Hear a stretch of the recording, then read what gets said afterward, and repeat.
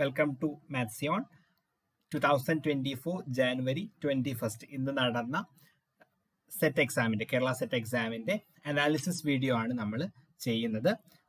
So ഇന്ന് mathematics പാർട്ടിന്റെ analysis video means നമ്മൾ എങ്ങനെയാണ് പ്രീവിയസ് ഇയർ ക്വസ്റ്റ്യൻസുമായി ബന്ധപ്പെട്ടിട്ടുള്ള എങ്ങനെയാണ് പ്രീവിയസ് ഇയർ ക്വസ്റ്റ്യൻസുമായിട്ട് ഈ വർഷത്തെ ക്വസ്റ്റ്യൻസ് നമുക്ക് അനലൈസ് ചെയ്യാൻ പറ്റും, എത്രത്തോളം എളുപ്പമായിരുന്നു, എത്രത്തോളം ബുദ്ധിമുട്ടായിരുന്നു, എങ്ങനെയാണ് ഇതിന്റെ പ്രിപ്പറേഷൻ ഇനി നടത്തേണ്ടി വരിക എന്നുള്ള കാര്യങ്ങളൊക്കെ നമുക്ക് ഇതിൽ ഡിസ്കസ് ചെയ്ത് പോവാം. ഓക്കെ, നമ്മൾ ചാപ്റ്റർ വൈസ്, യൂണിറ്റ് വൈസ് അല്ല, 6 യൂണിറ്റ്സ് ആയിട്ടാണ് സാധാരണ നമ്മുടെ സിലബസിൽ തന്നിട്ടുള്ളത്. പക്ഷെ നമ്മൾ ആ 6 യൂണിറ്റ്സിന്റെ ബേസിലല്ല ഇത് പറഞ്ഞു പോകുന്നത്. ചെറിയ രീതിയിൽ നമ്മൾ മാത്തമാറ്റിക്സ് പാർട്ടുകളെ പല ടോപ്പിക്കുകളായിട്ട് ഡിസ്കസ് ചെയ്യും.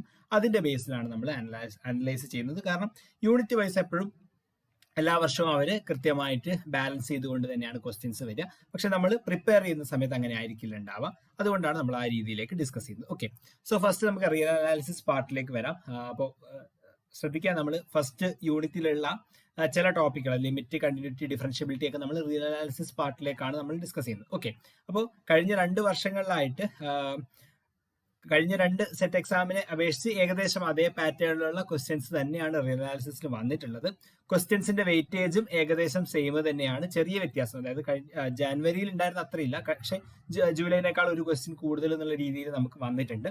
പക്ഷേ വലിയ ഡിഫിക്കൽട്ട് ആയിട്ടുള്ള ക്വസ്റ്റ്യൻസ് ഒന്നുമില്ല, പാറ്റേൺ സെയിം ആണ്. പക്ഷെ വ്യത്യാസം എന്ന് പറഞ്ഞു കഴിഞ്ഞാൽ ബൗണ്ടഡ് വേരിയേഷന്റെ 2 ക്വസ്റ്റ്യൻ ഇപ്രാവശ്യം വന്നിട്ടുണ്ട്. സാധാരണ ബൗണ്ടഡ് വേരിയേഷൻ എന്നുള്ള ടോപ്പിക്കിൽ ഒരു ക്വസ്റ്റ്യൻ ഒക്കെയാണ് മാക്സിമം ചോദിക്കാറ്. ഇപ്രാവശ്യം അത് 2 ക്വസ്റ്റ്യൻ ആയിട്ട് വന്നിട്ടുണ്ട്. പക്ഷെ അതുപോലെ തന്നെ സീരീസ് ഓഫ് ഫംഗ്ഷൻസിന്റെ ഒരു ക്വസ്റ്റ്യൻ അതൊരു റിസൾട്ട് ആയിട്ടുള്ള ക്വസ്റ്റ്യൻ ആണ്. അത് ആ രീതിയിൽ അറിയില്ലെങ്കിൽ നമുക്ക് കൗണ്ടർ വെച്ച് അതിന്റെ സൊല്യൂഷൻ കണ്ടുപിടിക്കുക എന്ന് പറയുന്നത് കുറച്ച് ഡിഫിക്കൽട്ട് ആയിട്ടുള്ളതാണ്. പക്ഷേ നിങ്ങൾക്ക് അറിയാമെങ്കിൽ ഇഫ് യു നോ, അത് ഈസി ആയിട്ടുള്ള ക്വസ്റ്റ്യൻ ആയിരിക്കും. അതുപോലെ തന്നെ ലിമിറ്റിന്റെ ഒരു ക്വസ്റ്റ്യനും ചെറിയൊരു ഡിഫറൻറ്റ് ആണ്. Limit extending to infinity sine എന്തോ ആ ഒരു രീതിയിലുള്ള ഒരു ക്വസ്റ്റ്യൻ ഉണ്ടായിരുന്നു. ആ ക്വസ്റ്റ്യൻ അതുപോലെ തന്നെ ഒരു ഡയറക്റ്റ് ക്വസ്റ്റ്യൻ അല്ല, ചെറിയ രീതിയിൽ നമ്മൾ ജസ്റ്റ് ഒന്ന് ആലോചിച്ച് ആൻസറിലേക്ക് എത്തേണ്ട രീതിയിലുള്ള ഒരു ക്വസ്റ്റ്യൻ ആണ് ആ ക്വസ്റ്റ്യൻ ഉണ്ടായിരുന്നത്. ഓക്കെ, പക്ഷെ കമ്പാരിറ്റീവ്ലി എളുപ്പമാണ്. ബാക്കി സീക്വൻസിന്റെ ക്വസ്റ്റ്യൻ ആണൊക്കെ എളുപ്പം തന്നെയാണ്. വലിയ ബുദ്ധിമുട്ടില്ലാതെ തന്നെ നമുക്ക് എന്ത് ചെയ്യാം, ആൻസറിലേക്കൊക്കെ എത്താൻ വേണ്ടി പറ്റും. അതുപോലെ മെഷർ തിയറി യൂഷ്വൽ പാറ്റേണിലുള്ള ക്വസ്റ്റ്യൻസ് ആണ്. കഴിഞ്ഞ വർഷങ്ങളിലൊക്കെ ചോദിച്ചത് അതേപോലെ തന്നെയാണ് 2 ക്വസ്റ്റ്യൻ ആണ് ചോദിച്ചത്. അതായത് പ്രീവിയസ് ഇയർ ക്വസ്റ്റ്യൻസ് നിങ്ങൾ ക്ലിയർ ആണെങ്കിൽ മെഷർ തിയറിയിലെ ക്വസ്റ്റ്യൻ നിങ്ങൾ ഇപ്രാവശ്യം കറക്റ്റ് ആയിട്ട് സോൾവ് ചെയ്തിട്ടുണ്ടാവും തന്നെയാണ് നമുക്കതിൽ നിന്ന് അനലൈസ് ചെയ്ത് മനസ്സിലാക്കാൻ വേണ്ടി പറ്റുന്നത്. ഇനി കോംപ്ലക്സ് അനാലിസിസും അതുപോലെ തന്നെയാണ്. സിംഗുലാരിറ്റിയുടെ ക്വസ്റ്റ്യൻ ഉണ്ട്, ഇന്റഗ്രേഷന്റെ ക്വസ്റ്റ്യൻ വളരെ യൂഷ്വൽ പാറ്റേൺ ആണ്. അതുപോലെ തന്നെ പ്രധാനപ്പെട്ട ഒരു കാര്യം റിപ്പീറ്റഡ് ക്വസ്റ്റ്യൻ ആണ്. ഇപ്പൊ വീണ്ടും പറയാണ്, അതായത് പ്രീവിയസ് ഇയർ ക്വസ്റ്റ്യൻസ് നിങ്ങൾ ഫെമിലിയർ ആണെങ്കിൽ നിങ്ങൾക്ക് ആൻസർ ചെയ്യാൻ പറ്റും. കുറച്ച് ക്വസ്റ്റ്യൻസ് കൂടുതലായിട്ട് കോംപ്ലക്സിൽ നിന്ന് ചോദിച്ചിട്ടുമുണ്ട്. യൂഷ്വൽ പാറ്റേണിൽ തന്നെയാണ് ചോദിച്ചിട്ടുള്ളത്. റിപ്പീറ്റഡ് ക്വസ്റ്റ്യൻസ് ഉണ്ടാവുകയും ചെയ്തിട്ടുണ്ട്. അതാണ് കോംപ്ലക്സ് അനാലിസിസ്. സാധാരണ കഴിഞ്ഞ എല്ലാ വർഷങ്ങളിലും ആയിട്ടും ഈ സെറ്റ് ക്വസ്റ്റ്യൻസിൽ ഏറ്റവും എളുപ്പമുള്ള ഒരു പാർട്ട് കോംപ്ലക്സ് ആണ്. കാരണം അങ്ങനെ വലിയ ഡിഫിക്കൽട്ട് ആയിട്ടുള്ള ക്വസ്റ്റ്യൻസ് വരാറില്ല കോംപ്ലക്സിൽ. ഈ പ്രാവശ്യം അതുപോലെ തന്നെയാണ് നമുക്ക് കാണാൻ പറ്റിയിട്ടുണ്ടായിരുന്നത്. കോംപ്ലക്സിലെ ക്വസ്റ്റ്യൻസ് ഒക്കെ വളരെ ഈസി ആയിരുന്നു. നിങ്ങൾക്ക് അത്യാവശ്യം കോംപ്ലക്സിലെ ടോപ്പിക്കുമായിട്ടൊക്കെ ധാരണയുണ്ടെങ്കിൽ, അതുപോലെ തന്നെ കുറച്ച് ക്വസ്റ്റ്യൻസ് പ്രീവിയസ് ഇയർ ക്വസ്റ്റ്യൻസിലൂടെ നിങ്ങളൊന്ന് പോയിട്ടുണ്ടെങ്കിൽ നിങ്ങൾക്ക് ഏകദേശം ആൻസർ ചെയ്യാൻ പറ്റുന്ന ക്വസ്റ്റ്യൻസ് തന്നെയാണ് കോംപ്ലക്സിൽ ചോദിച്ചിട്ടുണ്ടായിരുന്നത്. ഓക്കെ, അതുപോലെ ലീനിയർ ആൾജിബ്രയും യൂഷ്വൽ പാറ്റേൺ ആണ്. അതുപോലെ തന്നെ മെട്രിക്സ് പാർട്ടിൽ ഒരുപാട് ക്വസ്റ്റ്യൻസിൽ, സാധാരണ ഇതിൽ മെട്രിക്സ് പാർട്ടിൽ കുറച്ചും കൂടെ കൂടുതൽ ക്വസ്റ്റ്യൻസ് ഉണ്ടാവാറുണ്ടായിരുന്നു. പക്ഷെ ഇപ്രാവശ്യം മെട്രിക്സ് പാർട്ടിൽ അധികം ക്വസ്റ്റ്യൻസ് ഉണ്ടായിരുന്നില്ല. എനിക്ക് തോന്നുന്നു ഒരു ക്വസ്റ്റ്യൻ ആണ് കുറച്ചൊരു ഡിഫിക്കൽട്ട് എന്നല്ല, കുറച്ചൊരു ഡിഫറെന്റ് ആയിട്ട് ചോദിച്ചിട്ടുള്ള ഒരു ക്വസ്റ്റ്യൻ മാത്രമേ ഉണ്ടായിരുന്നു. ബാക്കിയൊക്കെ യൂഷ്വൽ പാറ്റേണുള്ള ക്വസ്റ്റ്യൻ തന്നെയാണ്. വലിയ ഡിഫിക്കൽട്ടി ഉള്ള ക്വസ്റ്റ്യൻ ആയിട്ടൊന്നും ലീനിയർ ആൾജിബ്രയുടെ ക്വസ്റ്റ്യൻസ് നമുക്ക് കാണാൻ പറ്റില്ല. സെയിം പാറ്റേൺ അല്ലേ, 13, 13, 14 എന്നുള്ളതാണ്. സോ വളരെ ഇമ്പോർട്ടന്റ് ആയിട്ട് നിങ്ങൾ സെറ്റിന് നെക്സ്റ്റ് ഇയറിലേക്കൊക്കെ പ്രിപ്പയർ ചെയ്യുന്നുണ്ടെങ്കിൽ നിങ്ങൾ മസ്റ്റ് ആയിട്ട് നോക്കേണ്ട ഒരു പാർട്ടാണ് ലീനിയർ ആൾജിബ്ര. ഇത്രയധികം ക്വസ്റ്റ്യൻസ് വരുന്ന ഒരു പാർട്ടാണ് ലീനിയർ ആൾജിബ്ര. സോ നിങ്ങൾ എന്ത് ചെയ്യണം, അതിൽ വളരെ ഫോക്കസ് ചെയ്ത് തന്നെ നോക്കുക. ഓക്കെ, നെക്സ്റ്റ് ഇയറിലേക്കുള്ളതാണ് നമ്മൾ പറയുന്നത്. ഓക്കെ, ഈ വർഷത്തത് എന്തായാലും എക്സാം കഴിഞ്ഞിട്ടുണ്ട്. പക്ഷെ നമ്മളൊന്ന് ജസ്റ്റ് ഇനി ഫ്യൂച്ചറിൽ നമുക്ക് എഴുതേണ്ട ആവശ്യമുണ്ടെങ്കിൽ, അല്ലെങ്കിൽ എഴുതാനുള്ള ആളുകൾ ഉണ്ടെങ്കിൽ വേണ്ടിയിട്ടാണ് നമ്മളിത് പറയുന്നത്. ഓക്കെ, അനാലിസിസ് വീഡിയോ അതിന് വേണ്ടി തന്നെയാണ്. പിന്നെ നിങ്ങൾ ക്വസ്റ്റ്യൻസ് ഒക്കെ നിങ്ങളൊന്ന് സോൾവ് ചെയ്ത് നോക്കിയിട്ടുണ്ടാവും. അതുപോലെ ആൻസർ കീസ് നിങ്ങൾക്ക് കിട്ടിയിട്ടുണ്ടാവും. അപ്പോൾ ആൻസർ കീ ഒക്കെ വെച്ച് നോക്കുന്ന സമയത്ത് നിങ്ങൾക്ക് മനസ്സിലാവും ലീനിയർ ഓൾജിബ്ര ക്വസ്റ്റ്യൻസ് ഒന്നും വലിയ ഡിഫിക്കൽട്ട് അല്ല എന്നുള്ളത്. ഓക്കെ, അതുപോലെ തന്നെ ഗ്രൂപ്പ് തിയറി ഈ വർഷം ഒരു മാറ്റം സംഭവിച്ചിട്ടുള്ളത് ഗ്രൂപ്പ് തിയറിയിലാണ്. ഓക്കെ, ഗ്രൂപ്പ് തിയറിയിൽ സാധാരണ 7-8 ക്വസ്റ്റ്യൻസ് ഉണ്ടാവുന്നിടത്തുനിന്ന് ഇപ്രാവശ്യം അത് 12 ക്വസ്റ്റ്യൻ ആയിട്ട് വർദ്ധിച്ചിട്ടുണ്ട്. അതായത് up to isomorphism type of questions ഒക്കെ 2 ക്വസ്റ്റ്യൻസ് ഒക്കെ ചോദിച്ചിട്ടുണ്ട്. ഓക്കെ, സാധാരണ 7-8 ക്വസ്റ്റ്യൻ ചോദിക്കുന്നത് ഗ്രൂപ്പ് തിയറിയിൽ കൂടുതൽ ചോദിച്ചിട്ടുണ്ട്. പക്ഷേ ആസ് എ ഹോൾ നമ്മൾ ലീനിയർ ഓൾജിബ്ര എന്നുള്ള അബ്സ്ട്രാക്ട് ഓൾജിബ്ര എന്നുള്ള രീതിയിൽ മൊത്തം കാണുകയാണെങ്കിൽ ക്വസ്റ്റ്യൻസിന്റെ എണ്ണം ഏകദേശം കറക്റ്റ് ആണ്. കാരണം റിംഗ് ഫീൽഡിൽ നിന്ന് ഒറ്റ ക്വസ്റ്റ്യൻ ഇപ്രാവശ്യം ചോദിച്ചിട്ടുള്ളൂ. സാധാരണ 5, 6, 7 ക്വസ്റ്റ്യൻസ് ഒക്കെ ചോദിക്കാറുള്ളത് വളരെ കുറച്ച് ക്വസ്റ്റ്യൻ ആണ് ഇപ്രാവശ്യം ചോദിച്ചിട്ടുള്ളത്. അതിൽ തന്നെ ഫീൽഡിൽ നിന്നും ക്വസ്റ്റ്യൻ ഇല്ല, വളരെ വെയിറ്റേജ് കുറച്ചിട്ടാണ് ചോദിച്ചിട്ടുള്ളത്. പക്ഷെ അതിന് കറസ്പോണ്ടിങ് ആയിട്ട് എന്ത് ചെയ്തിട്ടുണ്ട് അവർ ഗ്രൂപ്പ് തിയറിയിൽ ക്വസ്റ്റ്യൻസ് ആഡ് ചെയ്തിട്ടുണ്ട്. ഓക്കെ, പക്ഷെ ഇതൊരു സാധാരണ പാറ്റേൺ അല്ല. നെക്സ്റ്റ് ഇയറിൽ ഈ ഒരു പാറ്റേണിൽ ഉണ്ടാവും നമ്മൾ വിചാരിക്കുന്നില്ല. മാറ്റം വരാൻ സാധ്യതയുണ്ട്. ഓക്കെ, ഒരു റിംഗ് ഫീൽഡിലും വെയിറ്റേജ് കൊടുത്തുകൊണ്ട് തന്നെയാണ് സാധാരണ ക്വസ്റ്റ്യൻസ് വരാറ്. കാരണം ഇത് പോസ്റ്റ് ഗ്രാജുവേറ്റ് ലെവൽ എക്സാം ആണല്ലോ. സോ കൂടുതലും റിംഗ് ഫീൽഡ് ഇപ്രാവശ്യം മാറിയതായിരിക്കും. നെക്സ്റ്റ് ഇയറിൽ നിങ്ങൾ ഈ ഒരു രീതിയിലല്ല അത് കാണേണ്ടത്. റിംഗ് ഫീൽഡിന് ഇപ്രാവശ്യം ഇമ്പോർട്ടൻസ് കൊടുത്തിട്ടില്ലെങ്കിലും അടുത്ത പ്രാവശ്യം ഇമ്പോർട്ടൻസ് ചിലപ്പോൾ വരാം. പക്ഷേ ഗ്രൂപ്പ് തിയറി എന്തായാലും ഒരു ഇത്ര ക്വസ്റ്റ്യൻസ് ഉണ്ടാവും. അതും യൂഷ്വൽ ക്വസ്റ്റ്യൻസ് തന്നെയാണ്, ഈസി ക്വസ്റ്റ്യൻസ് തന്നെയാണ്. പക്ഷേ എന്ത് ചെയ്യുക, നിങ്ങൾ കൂടുതൽ ക്വസ്റ്റ്യൻസ് എക്സ്പെക്ട് ചെയ്യാവുന്നതും കൂടെയാണ്. അതാണ് നമുക്ക് ഈ പ്രാവശ്യത്തെ ഒരു പാറ്റേണിൽ നിന്ന് മനസ്സിലായിട്ടുള്ളത്. ഓക്കെ, ആൻഡ് അതുപോലെ തന്നെ ഓർഡിനറി ഡിഫറൻഷ്യൽ ഇക്വേഷൻ ഏകദേശം സെയിം പാറ്റേണിലാണ് question, same number of questions തന്നെയാണ് വരുന്നത്. പിന്നെ കുറച്ച് ഒഡിന്റെ രീതിയിൽ പറയുകയാണെങ്കിൽ ഓൾമോസ്റ്റ് ക്വസ്റ്റ്യൻ ഈസി ആയിരുന്നു, അല്ലെങ്കിൽ സെയിം യൂഷ്വൽ പാറ്റേണിൽ തന്നെയായിരുന്നു. പക്ഷേ ചില ക്വസ്റ്റ്യൻസ് ഇത്തിരി ഡിഫിക്കൽട്ട് ആണ്. അതായത് പെർട്ടിക്കുലർ ഇന്റഗ്രൽ കാണുന്ന ഒരു ക്വസ്റ്റ്യൻ സൈൻ സ്ക്വയർ അങ്ങനെ ഒരു രീതിയിൽ വരുന്നു. സാധാരണ ഒരു കാണുന്ന ഒരു ഫംഗ്ഷൻ അല്ല അവിടെ യൂസ് ചെയ്തിട്ടുള്ളത്. അങ്ങനെ ഒരു ചെറിയ വ്യത്യാസം ഉണ്ട് എന്നുള്ളതല്ലാതെ ഓർഡിനറി ഡിഫറൻഷ്യൽ ഇക്വേഷൻ വലിയ ബുദ്ധിമുട്ടായിട്ടുള്ള ഒരു ക്വസ്റ്റ്യൻ ഒന്നും വന്നിട്ടില്ല. അതുപോലെ തന്നെ പ്രിമിറ്റീവ്, അതാണ് ഒരു ഡിഫറെന്റ് ആയിട്ടുള്ള ഒരു ക്വസ്റ്റ്യൻ ആയിട്ട് വന്നിട്ടുള്ളത്. പ്രിമിറ്റീവ് എന്ന് പറഞ്ഞാൽ ജനറൽ സൊല്യൂഷൻ തന്നെയാണ്, പക്ഷെ അതൊരു സാധാരണ ഡിഫറൻഷ്യൽ ഇക്വേഷൻ പോലെയല്ല. സാധാരണ ഡിഫറൻഷ്യൽ ഇക്വേഷൻ പോലെ നമ്മൾ 3 വേരിയബിളുള്ള ഒരു ക്വസ്റ്റ്യൻ ആയിട്ടാണ് ഇതിൽ വന്നിട്ടുള്ളത്. 2 രീതിയിലൊക്കെ സോൾവ് ചെയ്യാം. സൊല്യൂഷനിലേക്കൊന്നും ഞാൻ പോകുന്നില്ല, 2 രീതിയിലൊക്കെ നമുക്കത് സോൾവ് ചെയ്യാൻ പറ്റും. അപ്പോൾ അതൊരു കുറച്ചൊരു ഡിഫിക്കൽട്ട് ആയിട്ടുള്ള ഒരു ക്വസ്റ്റ്യൻ ആണ്. അപ്പോൾ പക്ഷേ ഓർഡിനറിന്റെ നമ്മൾ പാറ്റേൺ നോക്കിക്കഴിഞ്ഞാൽ ഇപ്പോൾ ഓർത്തോഗോണൽ ട്രജക്ടറി ആണെങ്കിൽ അങ്ങനെയുള്ള ക്വസ്റ്റ്യൻസ് ഒക്കെ റിപ്പീറ്റഡ് ആയിട്ട് വരുന്നത് നമുക്ക് കാണാം. ഓക്കെ, യൂഷ്വൽ പാറ്റേൺ തന്നെയാണ്. ചിലപ്പോൾ 1-2 ക്വസ്റ്റ്യൻസ് മാത്രം കുറച്ച് ഡിഫിക്കൽട്ട് ആണ് എന്നുള്ളതാണ് നമുക്ക് ODEയിൽ നിന്ന് മനസ്സിലാവുന്നത്. PD യൂഷ്വൽ പാറ്റേണിലുള്ള ക്വസ്റ്റ്യൻ ആണ്, ഈസി ക്വസ്റ്റ്യൻ ആണ്. അതിലും പെർട്ടിക്കുലർ ഇന്റഗ്രലിന്റെ ഒരു ക്വസ്റ്റ്യൻ ഉണ്ട്. അതുപോലെ തന്നെ ഏത് കാറ്റഗറി ആണെന്നുള്ള ക്വസ്റ്റ്യൻ ഉണ്ട്. ഇതൊക്കെ സ്ഥിരമായിട്ട് റിപ്പീറ്റ് ചെയ്യുന്ന ക്വസ്റ്റ്യൻ ആണ്. ഓക്കെ, അപ്പോൾ ആ ക്വസ്റ്റ്യൻസ് ഒക്കെ നിങ്ങൾ ഒരു പ്രാവശ്യമെങ്കിലും പ്രീവിയസ് ഇയർ ക്വസ്റ്റ്യൻ ചെയ്ത് നോക്കിയിട്ടുണ്ടെങ്കിൽ നിങ്ങൾക്ക് ഡെഫിനറ്റ് ആയിട്ടും നിങ്ങൾക്ക് എന്തായിട്ടും ആൻസർ ചെയ്യാൻ പറ്റുന്ന ക്വസ്റ്റ്യൻസ് തന്നെയാണ് PDയിൽ നിന്ന് ചോദിച്ചിട്ടുള്ളത്. അങ്ങനെ ബുദ്ധിമുട്ടിക്കുന്ന ക്വസ്റ്റ്യൻ ഒന്നും ചോദിച്ചില്ല. പിന്നെ ഒരു ക്വസ്റ്റ്യൻ മാത്രമാണ്, അതായത് ഒരു ഫംഗ്ഷൻ തന്നിട്ട് കറസ്പോണ്ടിങ് ആർബിട്രറി ഫംഗ്ഷൻ എലിമിനേറ്റ് ചെയ്ത് ഇത് കാണുന്ന ക്വസ്റ്റ്യൻ മാത്രമാണ് ചോദിച്ചിട്ടുള്ളത്. അത് കുറച്ചൊരു ഡിഫറെന്റ് ആണ്. അതായത് സാധാരണ ചോദിക്കുന്ന ഒരു രീതിയിലുള്ള ചോദ്യമല്ല. സാധാരണ നമുക്ക് ജസ്റ്റ് ആ ഫംഗ്ഷൻ തന്നിട്ടുണ്ടാവും, അല്ലെങ്കിൽ പിന്നെ ഏതെങ്കിലും ആർബിട്രറി കോൺസ്റ്റന്റ് ആയിരിക്കും, അല്ലെങ്കിൽ നമുക്ക് അറിയുന്ന ഏതെങ്കിലും ഒരു ഇക്വേഷൻ ആയിരിക്കും.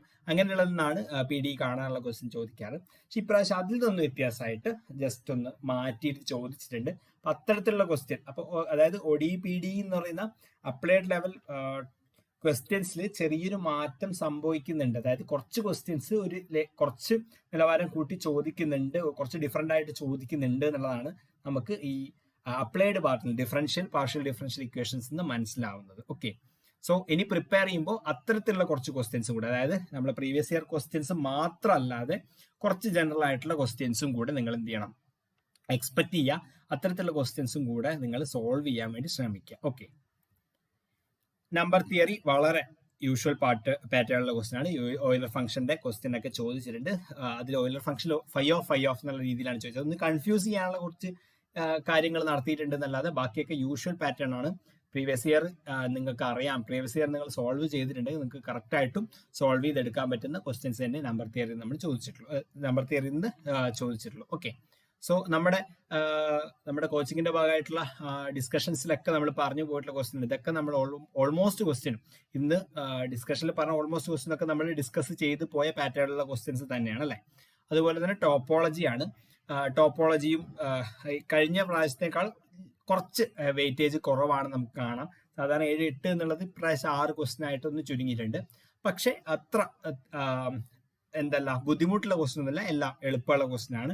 ഡയറക്റ്റ് ആൻസർ ചെയ്ത് പോകാവുന്ന ക്വസ്റ്റ്യൻ ആണ്. നമ്മൾ ഒരുപാട് ചിന്തിക്കേണ്ട ക്വസ്റ്റ്യൻ അല്ലെങ്കിൽ ചെയ്ത് നോക്കേണ്ട ക്വസ്റ്റ്യൻ ഒന്നുമില്ല. ഏകദേശം ഡയറക്റ്റ് ആയിട്ടുള്ള ക്വസ്റ്റ്യൻസ് തന്നെയാണ്, യൂഷ്വൽ പാറ്റേണിൽ തന്നെയാണ് ടോപ്പോളജിയുടെ ക്വസ്റ്റ്യൻ ചോദിച്ചിട്ടുള്ളത്.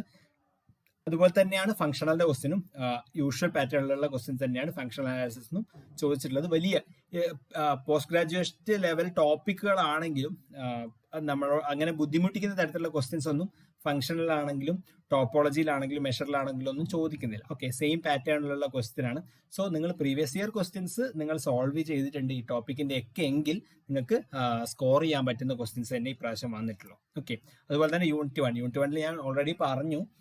ഫസ്റ്റ് ഈ ലിമിറ്റ് കണ്ടിന്യൂറ്റി ക്വസ്റ്റ്യൻ നമ്മൾ മാറ്റിയിട്ടുണ്ട്, അത് റിയൽ അനാലിസിസിന്റെ പാർട്ടിലേക്ക് കൊണ്ടുവന്നിട്ടുണ്ട്.